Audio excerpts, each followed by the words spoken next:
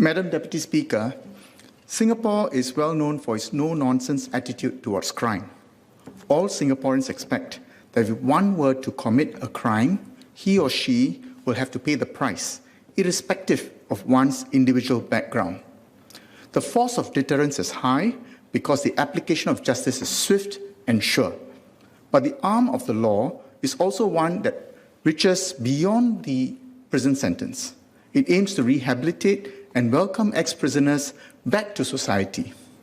It is a strong signal that we do not give up on those who have made mistakes.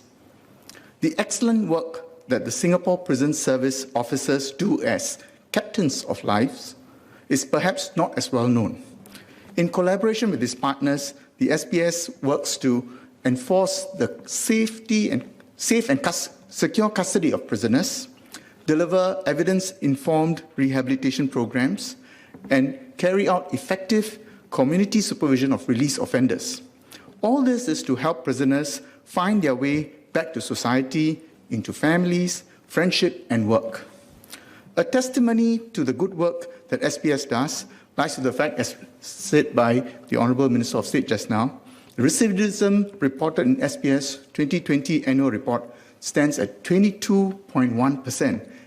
And he mentioned that this is half the recidivism that was the case in the early 2000s. This is an all-time low.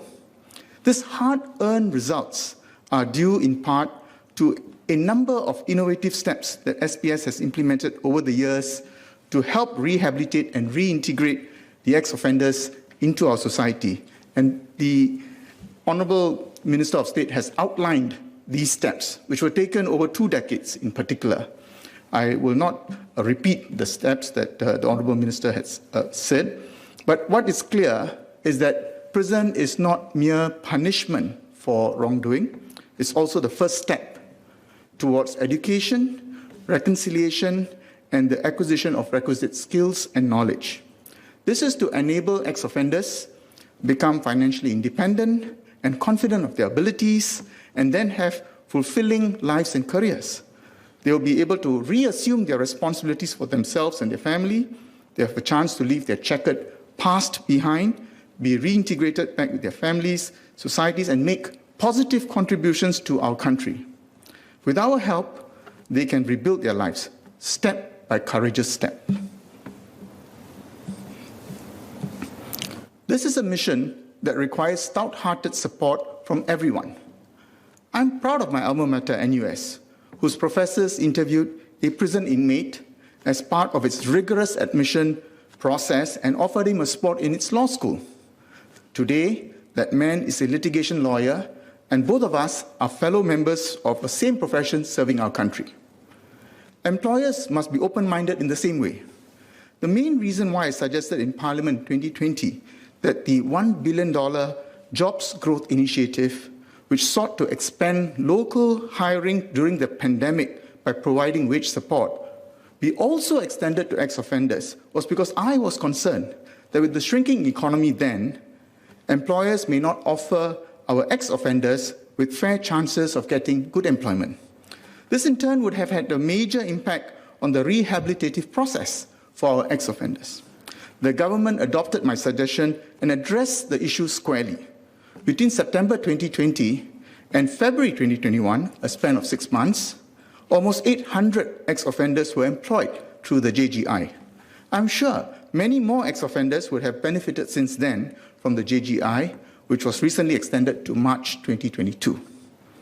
It is for the same reason that I strongly support the Employment Preparation Scheme, which is aimed at improving the employability of our prison inmates.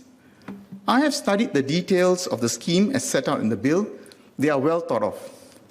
Collectively, the measures provide a suite of levers to our SPS officers to ensure inmates stay the course so as to obtain skills and knowledge necessary to get good jobs while they're serving their sentences. It is by no means a simple matter, but the odds are good so long as they put in the effort. I have one question on the workings of the EMPS. May I ask how the EMPS is proposed to be harmonized with existing schemes, which are also targeted at inmates who are viewed to have good prospects for rehabilitation and reintegration back into our society. The schemes I have in mind are the home detention scheme, conditional remission system, and the mandatory aftercare scheme. It seems likely that many inmates in these existing schemes will also want to benefit from the employability feature under the EMPS. Moving on to the other aspects of the bill, I have a short query on Clause 9 of the bill, which proposes to amend the existing Section 50I of the Prisons Act such that the Commissioner is given 3 weeks instead of the previous 2 weeks to defer the making of the remission order. The Honourable Minister of State took some pains to explain the reasons why this amendment is being proposed. And he made it clear that it's not suggested that the Commissioner would be able to extend the imprisonment term of the inmate beyond what is ordered by the courts. I appreciate that. The point I'm concerned about is slightly different. The way the remission order system works, there is a legitimate expectation on the part of the inmates that they would be released so long as they don't behave badly. So they will get a 2/3, or rather a 1/3 remission of the sentence. Now, given that state of play, the concern I have is whether there could be a possible conflict of interest that may arise when a commissioner extends the period of time to issue the remission order, such that there is, in a sense, a delay. I appreciate that the reason for this is because there is a need to carry out the corporal punishment. Under the Prisons Act, the SPS has the ability to actually forfeit a period of remission of up to 180 days. The Prisons Act also vests with the SPS the power to restore any period of forfeited remission. We could therefore potentially have a situation where the Commissioner is asked to consider deferring the issuance of a remission order because there's insufficient time for the carrying out of corporal punishment on an inmate because of, amongst other reasons, SPS' own decision in relation to the remission period for the inmate. Now, let me disabuse anybody of any notion that I'm concerned about any abuse of power. That's not my point. My point is, structurally, we need to ensure that the Commissioner is not unwittingly put in a position of conflict of interest. So that's my concern. Now, I do appreciate, in a sense, this is an inherited issue because Parliament passed the amendment giving the Commissioner the power to defer issuing the remission order by 14 days in 2014. I looked at the Hansard, I couldn't find a reason. Therefore, I would be indebted to the Honourable Minister of State if he could explain the matter. Sir, please allow me to conclude. In 2014, the Honourable Member, Mr. Christopher D'Souza, on the occasion of the second reading of the Prisons Amendment Bill then, recounted the lyrics of the well-known song, "Tie a Yellow Ribbon Round the Old Oak Tree," as being the inspiration for the Yellow Ribbon Project.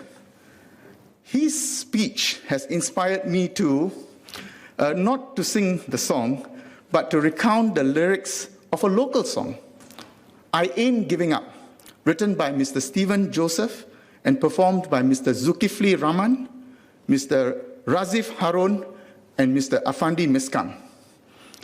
They were prison inmates. Talented musicians, they took the opportunity to learn music formally when they were serving sentence and pursued their dreams upon release. The chorus goes like this: "I ain't giving up, up, up. I'm going to find my way. I ain't giving up, up, up, no matter what they say. For the love you've given won't need another reason to ride on, fight on, and lead on, hey." Their music is their story, and the stories and hopes of many more. I have a suggestion for the Honourable Minister for Defence. Please allow our talented ex-offenders to perform at NDP 2022. I know they will give any professional musician a run for their money.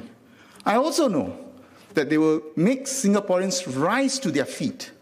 Most importantly, this will be our nation's signal to our prison inmates who have served their time, that as a community, we will do what it takes to support them in their rehabilitation and reintegration journey, so long as they don't give up. We too do not give up. We too will help each other to find our way back. I support the bill.